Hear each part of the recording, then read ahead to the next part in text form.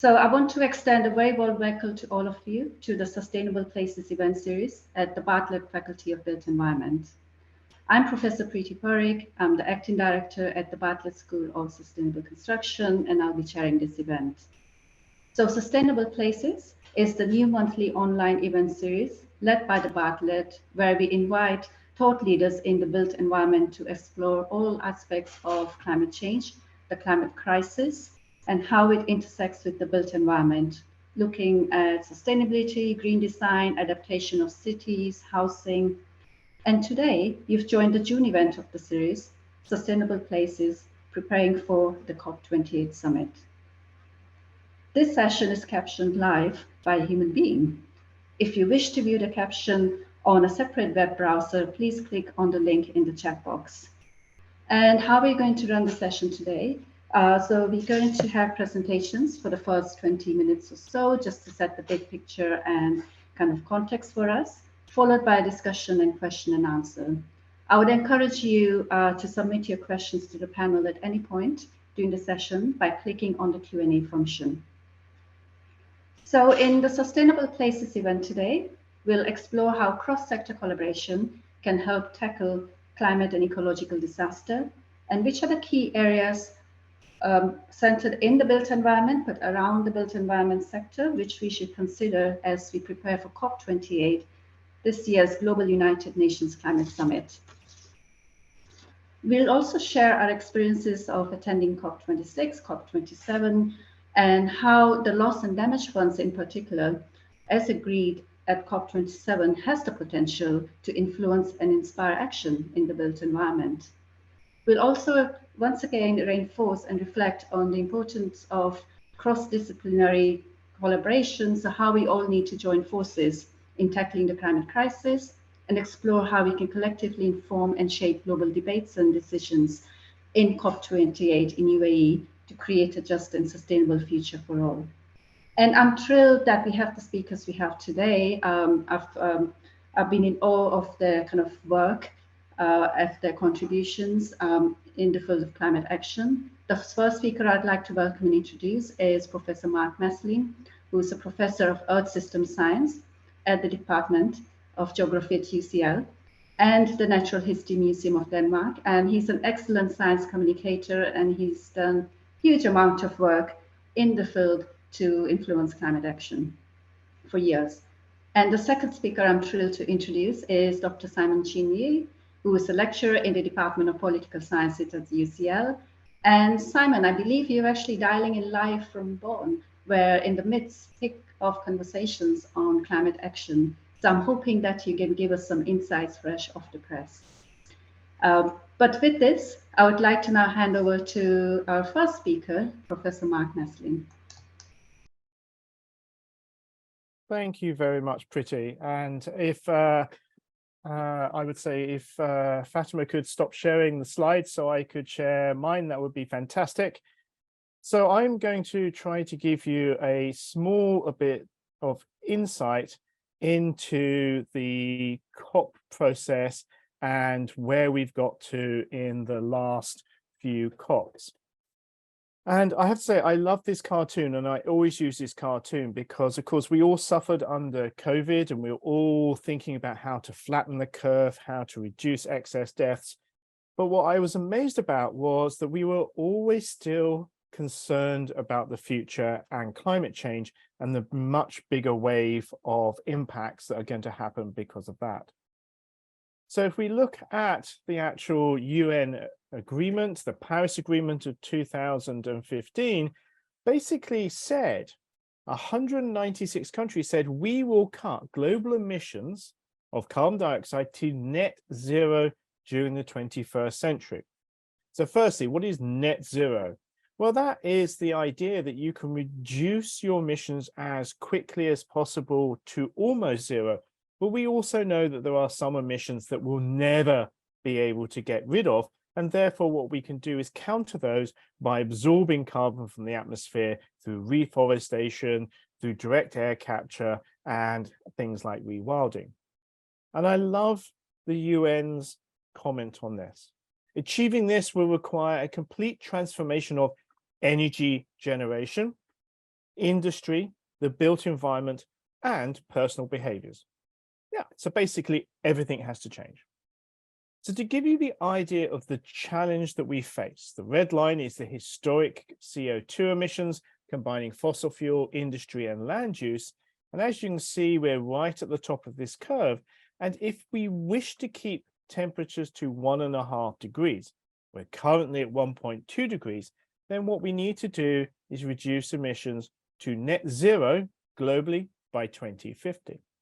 But what our scientists fail to tell people, just because, hey, even that is almost unimaginable, is then for the rest of the century, we sort of need to, suck CO2 out of the atmosphere to maintain that 1.5 degrees. So technically feasible, is it possible? Well, that depends on the politics. So all three of us were at COP26, which is probably the most noisy, loudest convention I've ever been at. Someone asked me what it was like. I said it was like being at the FA Cup final for 14 days, solidly. It was just manic. And out of that came the Glasgow Climate Pact. And this had strong statements on the 1.5 degree target, including a call for countries to reduce their emissions by 45% by 2030. It also said that we should phase down coal and remove inefficient fossil fuel substitutes, which sounds very sensible. But this was a revelation because this is the first time in any climate change agreement that fossil fuels have ever been mentioned. There was also a request for new NDCs or pledges for the next COP meeting, COP27 in Egypt, to boost ambition, and perhaps people thought these could become annual. And Article 6, a rather obscure rule book about how carbon is traded within and between countries, was finally finished. Nobody understands what it means. There's still some loopholes, but it was finally agreed. What was failed to happen at Glasgow was we failed to honor the 100 billion commitment from the richest countries to the least developed countries to help them move to the renewable energy. That was agreed in 2009. It was ratified in 2010 and still has not actually appeared. Failed to create a Glasgow loss and damage facility, and the NDCs, the pledges, are not anywhere close to the Paris Agreement of 1.5. We're still looking at 2.4 to 2.8 degrees warming if all of the pledges are fulfilled. So then let's move to Egypt. Oh my word, if Glasgow was a success, Egypt was not. So the agreement included statements on 1.5 degree target, but they weren't strengthened. Phasing down of coal and removal of inefficient fossil fuel subsidies was kept. But most of this meeting was just trying to fight to keep what had been agreed in Glasgow. I did like the Indian proposal to phase down all fossil fuels, which I think was slightly tongue-in-cheek, but that was rejected. There was no new NDCs, so there was a request for new ones to appear at COP28. And the loss and damage facility was agreed in principle, not on the Friday, the last day, not on the Saturday, but on the Sunday. And unfortunately, nobody noticed it because that was when the World Cup kicked off. But it still failed the 100 billion commitment. We have no idea who's going to pay for loss and damage facility. And I'm hoping Simon's going to have some insight from Bonn. And we have no idea how it was going to operate or who would be eligible. India and China refused to contribute funds to the loss and damage, declaring that they were still developing countries. And again, the NDCs do not match the Paris Agreement 1.5. So we're still looking at 4.5 to 2.8 degrees of warming at least by the end of the century. And with that, I'm going to pass back to Priti because I would like to be more hopeful about the politics, but that's where we're at the moment. Thank you so much, Mark, for your part optimism around COPs and setting the big scene and the picture for us. What I'm going to do now is hone a little bit into the implications for the built environment. Next slide, please. So thinking about why is it important for us in the built environment really to think and consider our actions? Well, the reason why it's important for us in the construction sector, in the built environment overall, is we have a large role to play in those emissions in an energy consumption. So if you look at emissions, 38% of the emissions come from the construction sector, whether it's building activities or operation and maintenance of assets. But on top of that, 23% of emissions come from transport. So if you think about it, the way we design and shape the built environment has a huge influence on what future emissions is going to look like. So what we do really matters. Next slide, please. And there is a fundamental question to be asked here, because quite often you'll see this beautiful buildings scattered around on our planet. But really, if you think about context and climate, are those glass buildings appropriate for some of the settings we see them in, for example, in Middle East? So I think there's a question that needs to be asked around, are we using appropriate materials, technologies, and solutions which are suitable for the local context, which are suitable for climatic conditions? Because if not, then we're looking at very high levels of energy consumption. Next slide, please. Also, a bigger question that we should be asking ourselves in the built environment profession is, should we be building at all? Maybe the best thing for us to do is not build anything. But of course, what would happen to the professions of structural engineering and architecture? But there is a question here around whether we should be looking at a no-build scenario, so looking at repurposing and refurbishing buildings, whether we should be building less, so we build for very specific needs of communities and cities, whether we need to be smarter in how we reuse materials, looking at further R&D on low-carbon materials, whether we can be more efficient and minimize waste. But at the moment, this is not the strategy. And every week, we are adding a city of the size of Paris, which means we are adding 52 cities similar to the size of Paris every year. And that is huge. Next slide, please. And actually, the no-build argument does not work. Because on one hand, on this planet, we have the glass buildings, but on the other hand, we have 2 billion people who lack access to safe drinking water, 3.6 billion people who lack access to safe sanitation services, 1.5 billion people who live in slums, 800 billion people who do not have access to electricity. So we still have a need in the built environment sector to provide access to basic housing needs and infrastructure services, which are very basic services. Next slide, please. And infrastructure does have a fundamental role to play in achieving sustainability, in achieving climate action goals. So this is a piece of interdisciplinary evidence review that I led at UCL with experts across 4 faculties.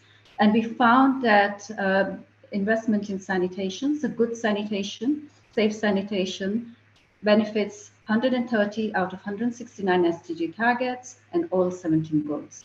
And what this means is we do need access to decent infrastructure to address climate action, sustainable consumption, and all other key aspects of sustainable development and climate. Next slide, please. And this means that there will be a need to invest in housing and infrastructure needs. But there is a grave injustice at the moment because the poorest 50% are responsible for just 10% of total lifestyle consumption emissions.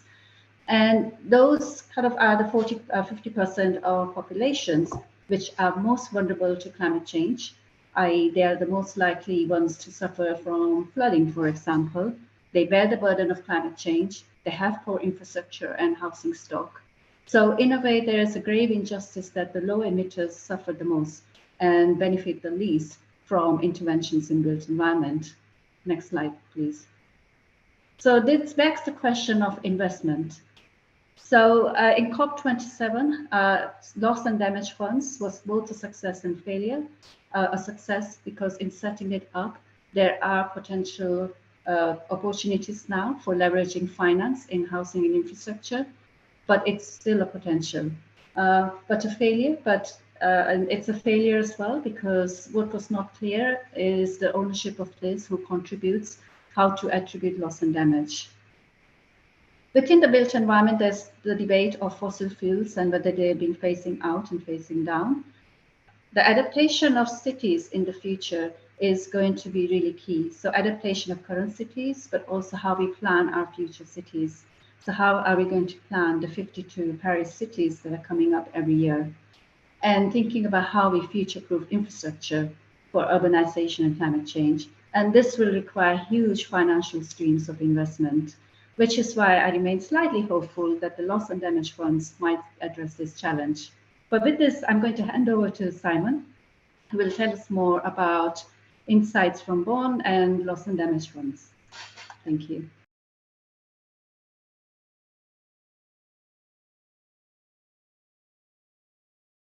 Hi, everyone. Let me just make sure. Here we go. Thank you, Priti. And hello, everyone. Yes, I am currently here at the SB 58 sessions in Bonn, Germany, which is, for those of you who don't know, it's not just the COPs throughout all of the years, or there are sessional intersessionals that take place throughout the year that continue these negotiations. And I actually appreciate coming to the Bonn sessions a lot more than the COPs, because the COPs have become an increasingly huge circus. There is word here in Bonn that in the UAE, the COP will have 100,000 participants.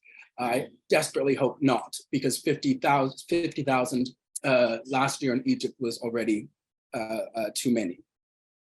But if I could start on a more hopeful note when it comes to the Loss and Damage Fund, what didn't come out of Glasgow did come out of Egypt and COP28. And this is, although, as I will explain, and as Mark has already said, we don't know how this is going to work. And after 2 weeks here, we still don't know how this is going to work. At least that there was commitment from all member states that there was a need for a fund like this.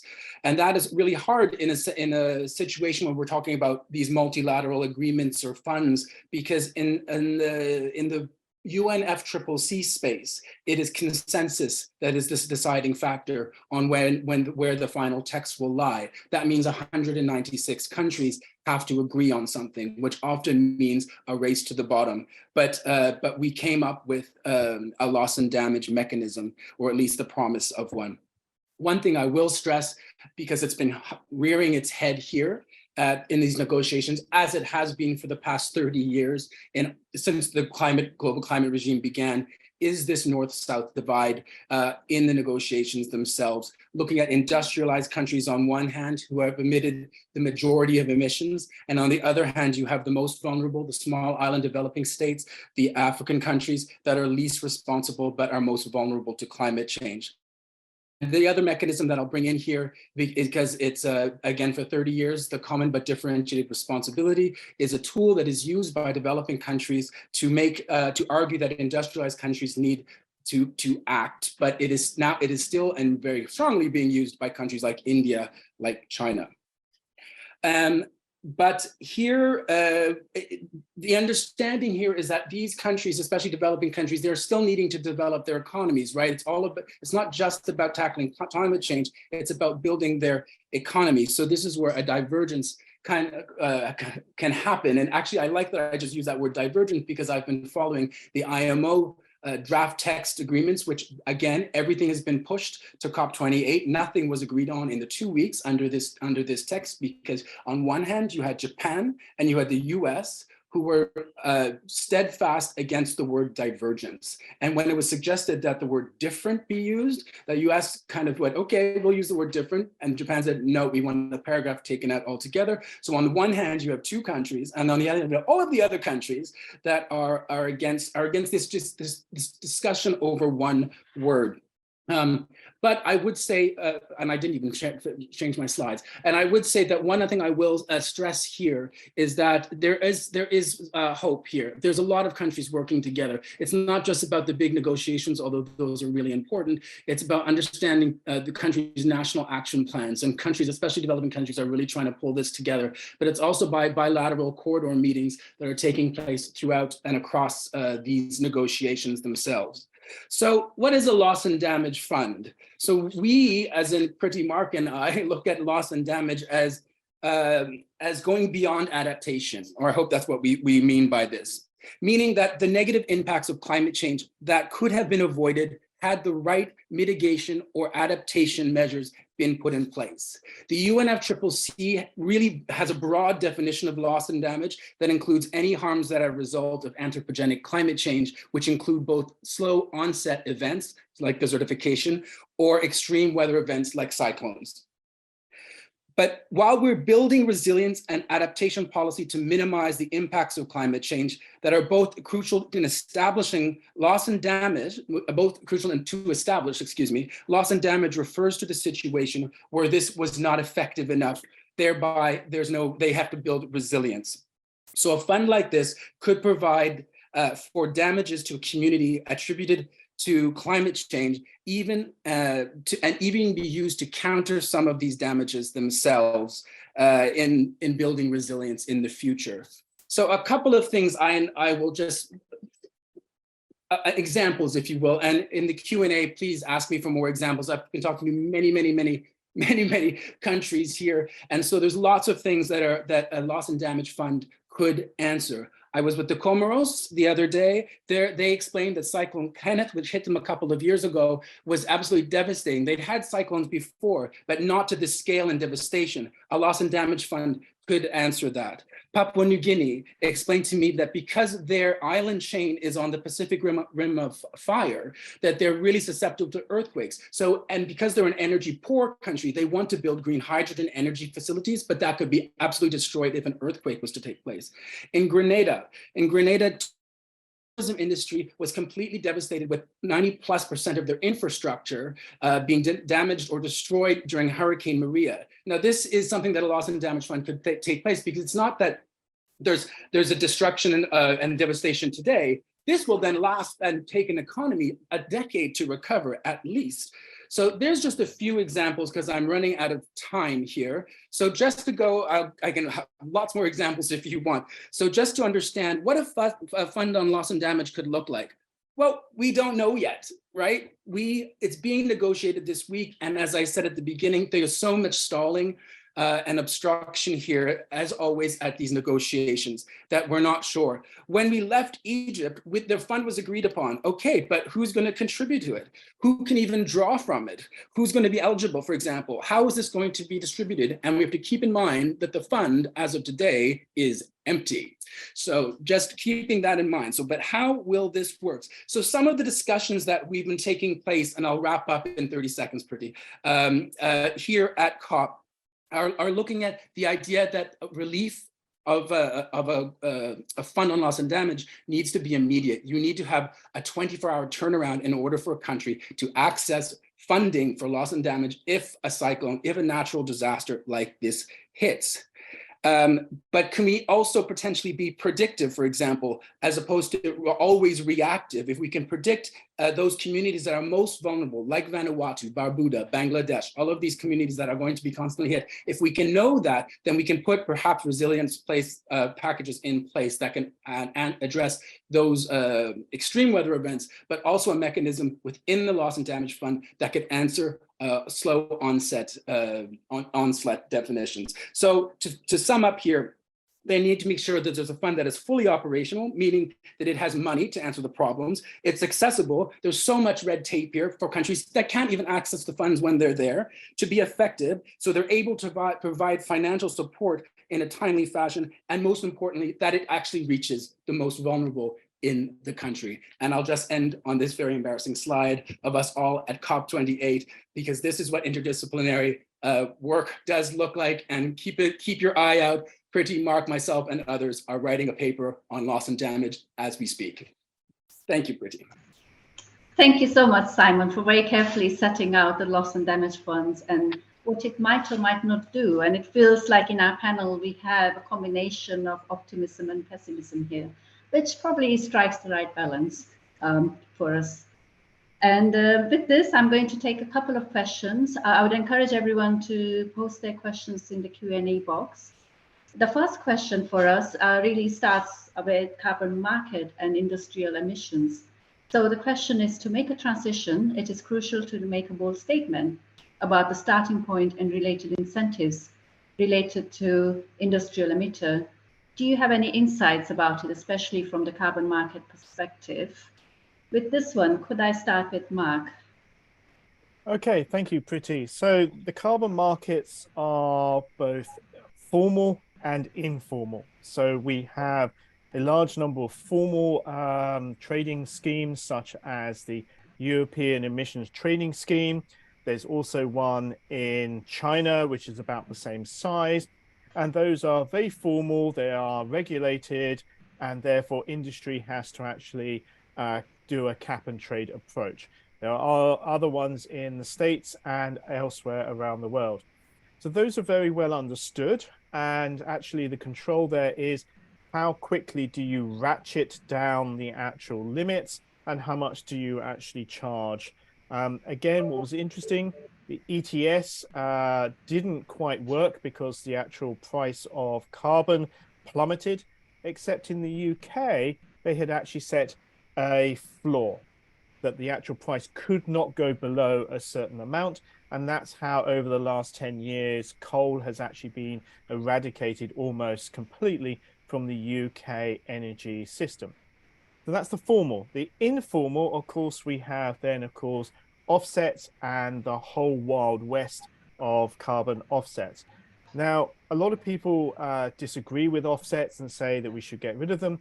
Unfortunately, it is a huge market. It is going to grow by about tenfold in the next 10 years. It is with us, and therefore what we need is to manage it properly. And so for my own feeling is that it needs regulation, both regionally and internationally. I know that Mark Carney, before COP26, tried to bring together the actors, both the companies, the suppliers, and the mediators, to try and actually get some rules and regulations and better guidelines. This is still a work in progress. And the other interesting thing is it can be very positive, but it has to be fully monitored, and it is very open to many different types of greenwashing. And so therefore we need much stricter regulations and monitoring on that system. Thank you, Mark. That's really helpful. I don't know, Simon, if you wanted to add further insights onto this, or if this has been picked up at Bonn.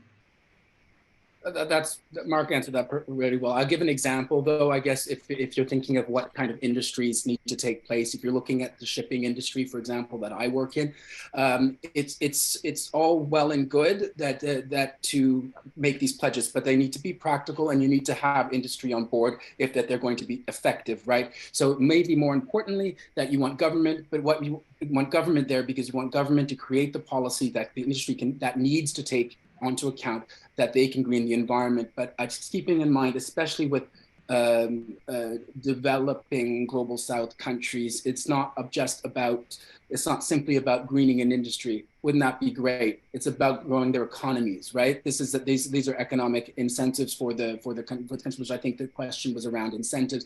So if you can have those, but whilst that become leader, for example, in greening a particular industry or sector, then that's all the better for everyone involved. Thank you. That's really helpful. And I think the next question is a question we've been asking, all of us have been asking ourselves for years. It's a fundamental question of why, after more than 2 decades of negotiations, we are unable to stop the effects of climate change. Why are we not seeing action, basically? And is it because of the economic benefits or lack of will? What's going on? And I'll start with Mark once again. Oh, thanks, Priti. The problem is that fossil fuels are in every part of the global economy, and they are incredibly useful. Okay, so if you think about it, we fly our planes, we power our ships, our cars, trucks, mining equipment, all from fossil fuels. Incredibly useful. Again, if you think about it, imagine a fuel, a liquid, which is quite stable at sort of like normal temperatures. You put it into a 100-ton aeroplane, and basically it launches it into the air. You know, these are incredibly powerful energy suppliers. And so what we're trying to do is unpick that. You also have petrochemical states. You have countries that rely heavily on the actual income that they make from that. Also, they get a lot of political power. So if you happen to be a member of OPEC, then you have that power to actually influence other countries, break them if you want to, by changing prices. Why would you ever give that power up? And so therefore, we have this embeddedness. You also have some of the largest companies in the world, which are the fossil fuel companies, who then spend a large amount of money basically saying, you need fossil fuels. The other problem that we have is, yes, renewables are amazing. And actually, if you look at all of the stuff with renewable energy, it's all exponential. I mean, incredible. I mean, I don't think we've ever seen anything like this in the global economy. But all that is doing is eating up the increase in energy, because we know that by 2050, the global energy requirement will be at least double what it is today, if not triple. And at the moment, all of that increase is taken up by renewables, but the base 80% is still fossil fuels, and we haven't started to eat into that. So it is an incredibly difficult issue to actually deal with, but we have all the technology, we have all the ways of shifting. It's then just trying to break the actual power blocks that actually are quite happy with the fossil fuel petrochemical dollars going into their back pockets. Thank you, Mark. And I can sense your frustration here after years of campaigning. Simon. Simon, would you like to kind of share insights, as I said, once again from Bonn, perhaps?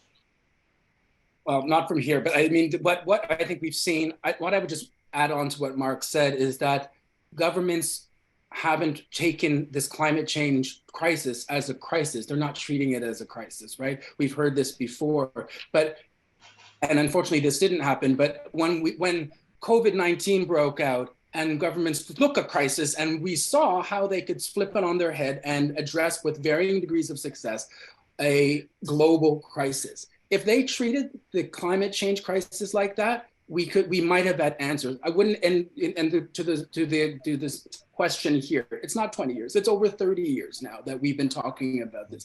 And so, yeah, it's incredibly present that we haven't been able to address it. And I would just, okay, I feel like I'm a positive side to Mark's negative side, but that's only because I'm usually the opposite. So I'm taking myself out of my own realm here. But even at UCL, for example, at University College London, in the Bartlett School, for example, there's humongous scientific breakthroughs and evidence happening, looking at biofuels, looking at green ammonia, looking at hydrogen, looking at all these different types of renewable energies, because there's loads out there that can be used as energy to contribute to the energy nexus. That's Simon, actually, you've touched on a really important point, because in some of my research, I look at access to renewable energy in sub-Saharan Africa, for example, solar panels, and quite often, I mean, and solar panel has really ramped up. I mean, if you look at the scale, it's quite extraordinary, but it's still considered to be a solution for those who are off the grid. So it's still not considered to be the mainstream solution with kind of subsidies built into policies for it. So it's still the private sector players, for example, in sub-Saharan Africa, who are electrifying the off-grid sectors with renewables. So in a way, it feels like there needs to be the shift of mainstreaming some of those solutions, those innovations within the built environment and beyond on, for example, energy efficiency and those technical choices. And there is a shift, Priti. I think there is, in sub-Saharan Africa, there's absolutely a shift in understanding. It's still just talk, it's still just words, but there has been a shift in understanding that the government needs to get on board and needs to move and regulate these different energy sectors. And with the recognition that 9 of the 10 hottest countries, sunniest countries in the world are in sub-Saharan Africa, there's a huge potential in so many countries for wind, for solar, for hydrogen, for geothermal, for all of these in sub-Saharan Africa, but they need to take that and run with it so that they can, for example, leapfrog different other energy systems, because they're going to, as Mark said, we're going to need this is just the beginning, right? The population of Africa is about to explode even more, and they're going to need energy. And a lot of those countries are energy poor already, right? And they'll need housing and infrastructure, which will consume energy. So there's a cycle here, as I was highlighting earlier. But now I'm going to move on to the topic of biodiversity loss. So there's a specific question around this. On COP15 received far less coverage than COP27, but biodiversity loss is having a huge impact on climate. So what can the built environment sector do to tackle biodiversity loss, and how can we push this up the agenda? Can I start with you again, Mark? I think you should start with that one, Priti. Well, I was trying as the built environment professional to get insights from those outside the sector, but if not, I mean, I can kick off, Priti, and then perhaps you can add to it. It is deeply frustrating that COP15 and COP27 are separate events. As we know that there are strong linkages between biodiversity and climate change both ways. We will need to have diverse ecosystems to rewild and reforest vast areas if we are able to recover and repair some of the climate change that's already occurred. So those synergies, and I have to say what is absolutely amazing is that it was only 2 years ago that scientists from both the different COPs actually wrote a joint paper together. This is madness. We need this sort of like multidisciplinary, we need a more holistic approach to Earth systems. But if we bring it back to the urban environment, it is about how do we bring biodiversity into cities? How do we actually green our cities? And the key thing is you need to work with the scientists, you need to work with the experts, because there are so many times that I've seen city planners who basically decide that they're going to have stagnant water in the middle of a city where suddenly they become breeding grounds for the mosquitoes that have moved northwards or southwards, okay? No. Also things like what trees or shrubs you plant are not the pretty ones.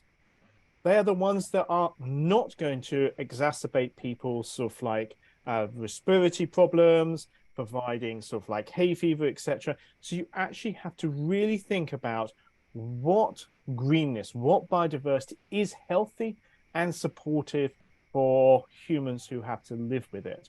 And so it's a balancing act.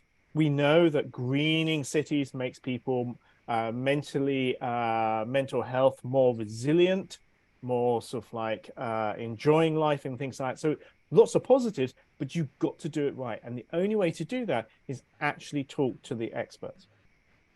That's really helpful. And just to add to that, Mark, I mean, there are two challenges I see in the built environment. So one is in the construction sector. When we think about delivery of projects, traditionally the emphasis has been on time, quality, and cost, the triangle. But actually, there's increased kind of debate and recognition that the value proposition, there needs to be hence kind of a focus on environmental and social value. And that needs to be really mainstreamed in the construction sector. That needs to be part of the metrics right from the planning stage, not at the implementation stage, but from the planning and conception stage of projects. And there's quite a big kind of debate around this on how to measure this and how to bring it into fold. And another challenge is when we build house and infrastructure, it's like a black box to us. We open our tap and get water. So we do not connect the water coming out of our taps in our houses to water resources. We do not connect it to the dams that cause displacement of communities, which cause the biodiversity loss. So infrastructure has almost become this black box, which is taken for granted and is disconnected from environmental and natural resources. So I think that disconnect has to be addressed very clearly in our day-to-day lives. The next question, which I'm going to start off with, because it is about India, so I feel I should be starting off with this question. But more broadly, I think it leads to something that Simon, you also picked up, which is around inclusion of developing countries and the inclusion more of those contrasting opinions. And I've seen this kind of the different perspectives shaping out in the last two COPs I've been to, in terms of what are the responsibilities and actions expected from developing versus developed countries. And I think in your presentations, Mark and Simon, you allude to that quite nicely, that quite often It's the global south who are low emitters, who bear the burden of climate change. And now they're debating whether they should be contributing to the loss and damage funds. India in particular is very interesting because our per capita emissions are low. But if you take into account there's a billion plus people and the supply chains, there's a huge task in front of us to kind of work through the supply chains to decarbonize the economy there. So I think in a way, India is a very interesting setting where there's huge potential for transformation, because if a billion people transform, that has a huge impact on global emissions, even though the per capita emissions are low. And I know there's a lot of work coming out from China, for example, which talks about carbon neutrality and carbon peak. And why is that necessary for human development? So for me, it feels like some of those contrasting opinions are around the need for economic and human development versus the environment. But I'd be really happy, Simon, to take your view on this. Yeah, I mean, if you're talking about responsibilities, I mean, that's the huge north-south divide that we have here is a lot of it's based around that, right? But it's maybe I'll take another tact, and that's just to understand what's happening here in terms of capabilities, right, and capacity, right? And because that comes, I was talking to the Syrian delegate this morning, for example. He's one person. His English isn't very good. And he's reliant on the G77 to negotiate for Syria. I talked to the UK delegate; they sent 48 people.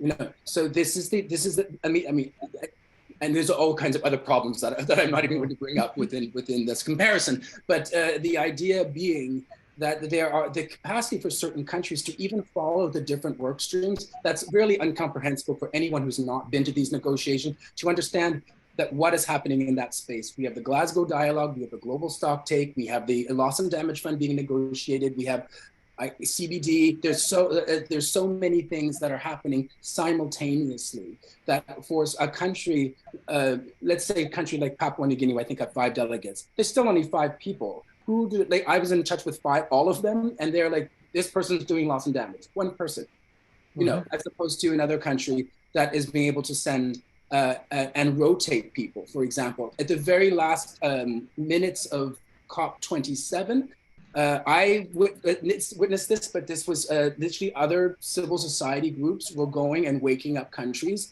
in wee hours of the morning to say, they're talking about the issue. You have to wake up and say something because everyone's exhausted, but there's no one to replace them. Whereas Canada, for example, has a constant, they're also exhausted, but there's someone that always, and you can wear people down. So I kind of didn't answer the question directly there, but I think just understanding representation in these spaces is really important if we're going to actually protect and answer the question of climate change in the global south. No, but Simon, you do bring that important point of equity and representation, which really does matter.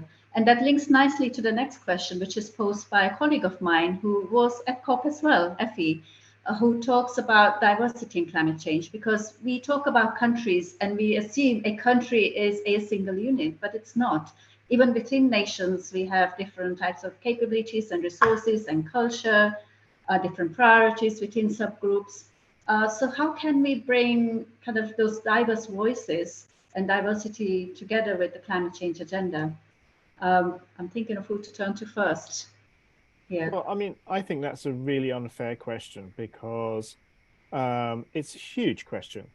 I mean, we don't deal with that diversity on any level. So we just take the UK.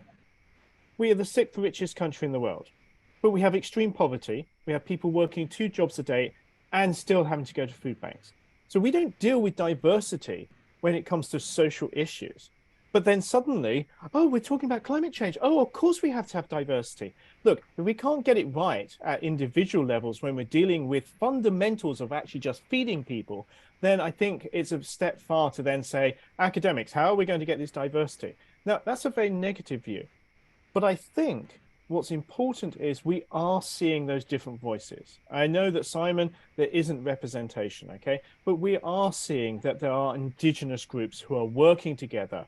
We have the Arctic Sort of like group working together. We do have lots of voices. And for me, one of the most interesting things is the COP meetings are the only place that 196 countries and all these different voices come together.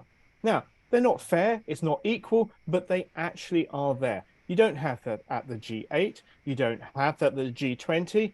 This is the only time that those other voices can occasionally be heard.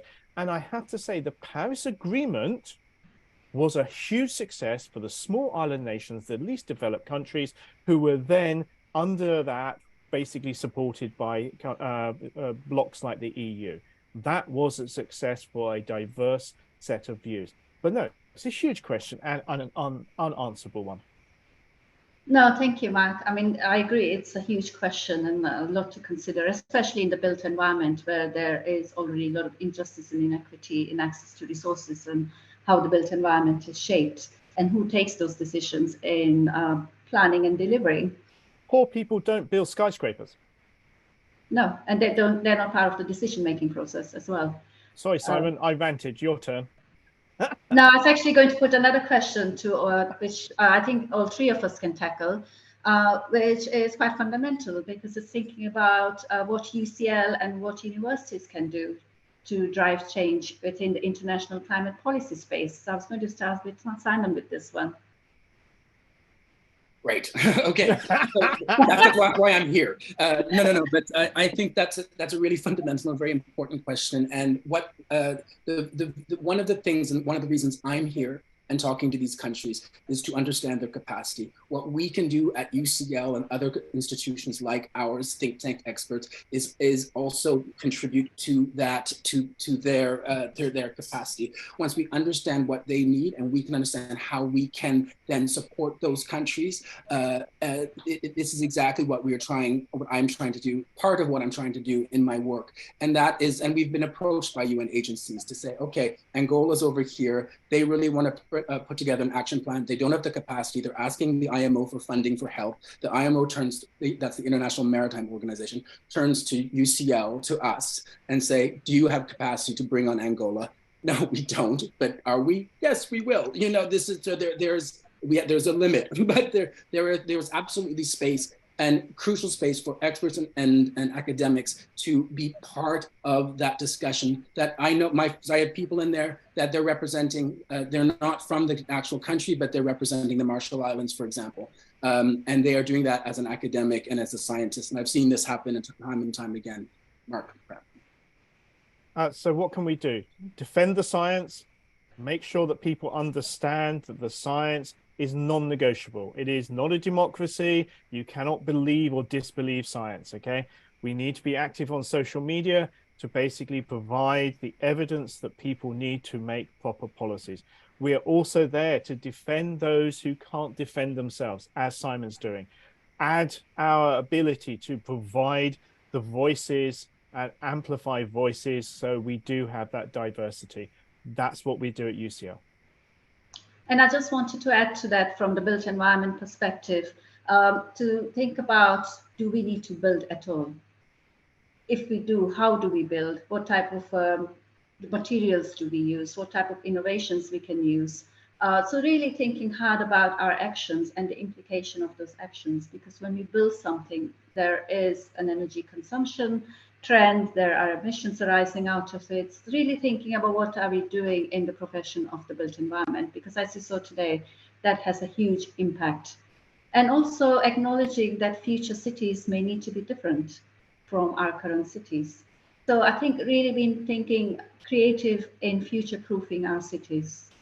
I'm afraid we have run out of steam here in terms of time, and I'm going to apologize to those whose questions have remained unanswered, but feel free to email us and we can send responses to your questions via email. And I wanted to say thank you everyone for joining us today, and a huge thank you, of course, to our panelists for giving up their time and for your valuable contributions. I actually look forward to continuing the discussions with you over the next COP. And I just wanted to summarize by saying that this is the biggest crisis facing us. It is a crisis, and within the built environment, we have a huge role to play. So let's join forces and activate ourselves. And just to say, this is actually the last one, the last event in the Sustainable Places event. But you can catch up on previous events on our YouTube channel, and the recording and the discussion will be there today. But once again, I wanted to thank the panelists. I wanted to thank the speakers for your fabulous responses. I wanted to thank the participants for your challenging and very insightful questions. So thank you very much, and goodbye.